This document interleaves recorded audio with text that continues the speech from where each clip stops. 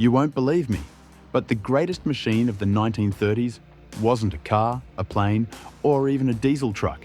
It was a steam wagon. Sounds crazy, right? But the shocking truth is this coal-burning beast hauled loads petrol lorries couldn't touch, kept running for decades, and even let drivers brew tea on the move. Stick around, because the story of the Sentinel steam wagon will blow your mind. When most people think of the 1930s, they picture Depression-era factories, jazz music, or the first brave leaps of aviation. But out on the roads of Britain, something else was making headlines. A machine that hissed, puffed, and rumbled with the stubborn pride of a bygone age. The Sentinel steam wagon. Steam power on rails and ships was nothing new. But Sentinel's genius was putting that muscle into a road-going workhorse. Founded in 1906 in Shrewsbury, the company had carved out a reputation for building wagons that could survive almost anything. By the time the 1930s rolled around, their trucks were more than just transport. They were legends of industry. Where many petrol lorries spluttered on steep hills or bogged down on rutted country lanes, the Sentinel dug in and pulled through. For farmers, coal merchants, and hauliers, it wasn't just a machine. It was a lifeline, a rolling furnace that kept Britain moving during its hardest years. Now, if you're already impressed by how this steam wagon held its own in the 1930s, drop a comment below and tell me that, would you have trusted steam over petrol back then? And while you're here, make sure to hit subscribe so you don't miss the rest of this story. So what made the Sentinel stand out when so many early petrol and diesel trucks struggled? The answer is simple. Steam power gave brute strength without the fragility of complex gearboxes or temperamental engines. A Sentinel didn't need delicate adjustments or fine-tuning. It just needed water, coal, and a driver willing to keep the fire stoked. The torque these wagons produced was staggering for the time. Where petrol trucks coughed their way up hills, the Sentinel marched steadily, chains clanking and boiler hissing, dragging loads that seemed impossible. Old drivers would joke that if you gave it enough coal, the wagon would pull your house off its foundations. On rough British roads, often more pothole than pavement, that kind of reliability meant survival. Businesses trusted Sentinels because they didn't break down halfway between quarry and customer. They might have been slower than the newest petrol trucks, but slow and unstoppable was better than fast and stranded. The 1930s were no picnic. With the Great Depression biting deep, companies and small hauliers needed machines that could keep costs low and work without fuss. This is where the Sentinel proved its worth. While petrol prices wobbled and diesel was still in its early stages, coal remained cheap and easy to source, especially in Britain's mining regions. For many owners, feeding a wagon with local coal was far more economical than filling a tank with imported fuel. Durability was another ace up the Sentinel's sleeve.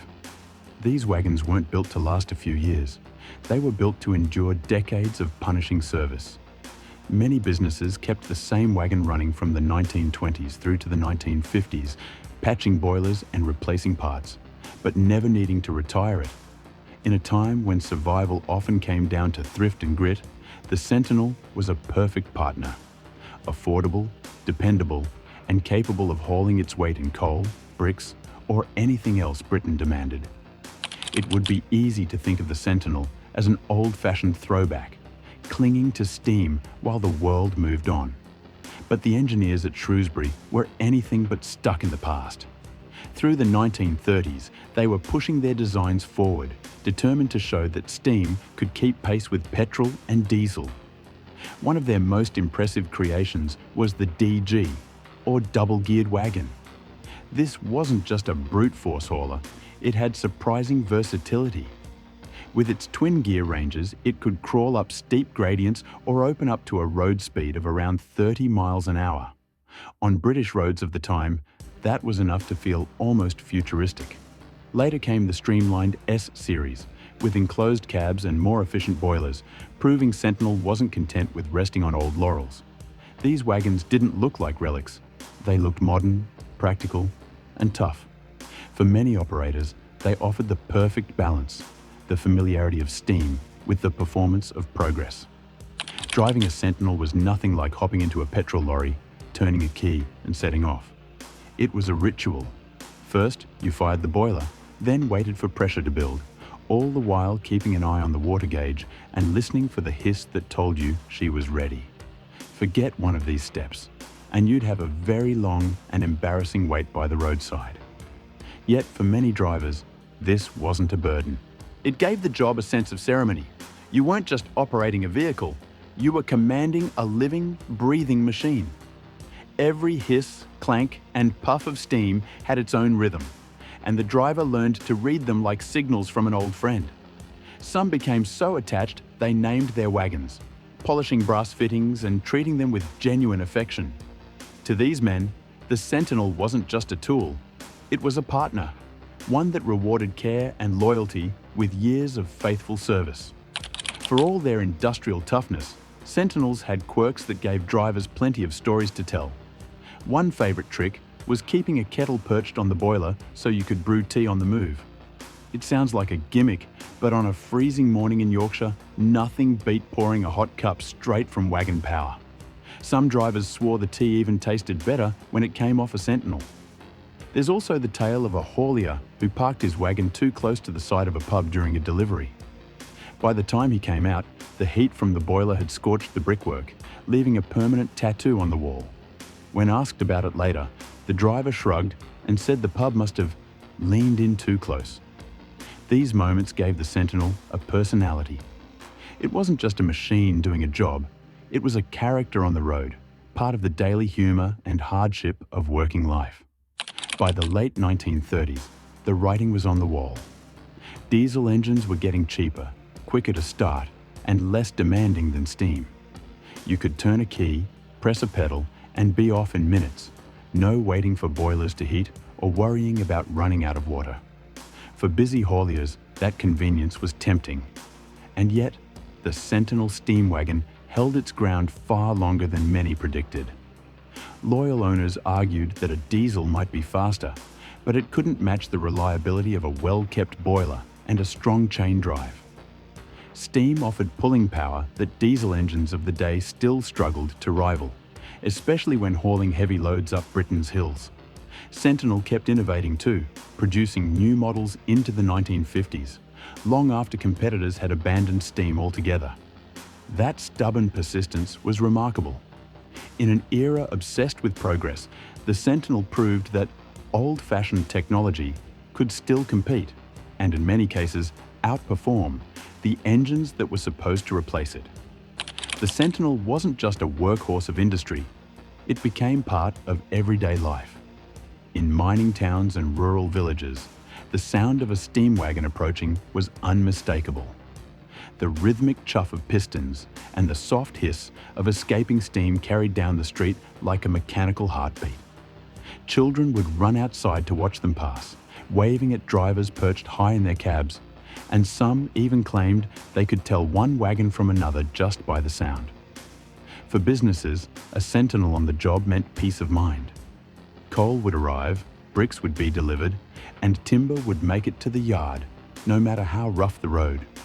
Some communities even treated them as local mascots, decorating them for fairs or parades, proud of the machine that served them so faithfully. Even now, at steam rallies, when a Sentinel rolls out polished and puffing, it draws bigger crowds than many classic cars.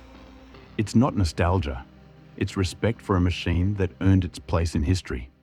Calling the Sentinel the greatest machine of the 1930s might sound bold, especially in a decade that produced icons like the Spitfire prototype or the sleek Bugatti Type 57. But greatness isn't just about glamour or speed. It's about impact, reliability, and the way a machine shapes the lives around it. And in that sense, few machines came close to the Sentinel steam wagon. At a time when the economy was fragile, the Sentinel offered businesses affordable transport powered by local coal. When the roads were little more than mud and ruts, it pushed through without complaint. While other technologies promised more but often delivered less, the Sentinel proved itself every single day. It stood as a symbol of resilience, bridging two eras, the fading age of steam and the rising age of diesel.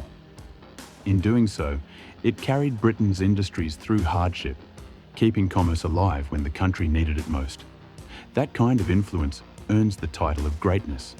Nearly a century later, the Sentinel still commands admiration. Many of these wagons have been lovingly restored, rolling out at steam fairs and rallies with polished brass and fresh coats of paint. Crowds gather not just for the spectacle, but for the sound, the steady chuff of pistons, the hiss of pressure valves, the living heartbeat of a machine that refuses to be forgotten. Owners often describe their Sentinels as alive, and it's hard to argue. Keeping one running requires patience, care, and a sense of pride that goes beyond simple mechanics. It's a bond, much like the drivers who once named their wagons and brewed tea on the boilers. The truth is, the Sentinel steam wagon was never just a truck. It was a survivor, a bridge between eras, and for many, the unsung hero of the 1930s. So if you ever see one puffing proudly down the road, take a moment to smile. Chances are the kettle's already on. So there you have it, the Sentinel steam wagon, the machine that smoked, clanked, and chugged its way into history. In a world chasing speed and glamour, this humble steam wagon quietly proved it could outlast them all. And the crazy part? Almost a century later, some of them are still alive and working. If that blew your mind, hit that like button, subscribe for more stories of machines that change the world, and let me know in the comments. Do you think the Sentinel really deserves the crown as the 1930s greatest machine?